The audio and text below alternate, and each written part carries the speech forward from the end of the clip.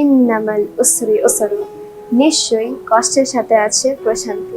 বাংলাদেশের টেলিভিশন ও বিজ্ঞাপন জগতের পরিচিত শিশুশিল্পী সিমরিন লুবাবা আর মিডিয়ায় কাজ করবেন না। অভিনয় ও মডেলিং সব ধরনের ক্যামেরার কাজ থেকে নিজেকে সরিয়ে নেওয়ার সিদ্ধান্ত নিয়েছেন তিনি। সংস্কৃতিমনা পরিবারে জন্ম লুবাবার। তার দাদা ছিলেন প্রখ্যাত মঞ্চ ও টেলিভিশন অভিনেতা প্রয়াত আব্দুল কাদের। দাদার অনুপ্রেরণায় খুব অল্প বয়সেই ক্যামেরার সামনে দাঁড়ান লুবাবা। শিশুশিল্পী হিসেবে অল্প সময়েই জনপ্রিয়তা পান এবং নিয়মিত কাজ করছিলেন নাটক ও বিজ্ঞাপনে। তবে সম্প্রতি হঠাৎ করেই লুবাবার জীবনধারায় বড় পরিবর্তন আসে। মিডিয়া ছাড়ার পাশাপাশি নেকাব পরা শুরু করেন তিনি। এই সিদ্ধান্তের কথা নিশ্চিত করেছেন লুবাবার মা জাহিদা ইসলাম জেমি। RICL TMX, যুগের পর যুগ স্থাপনা থাকে মজবুত।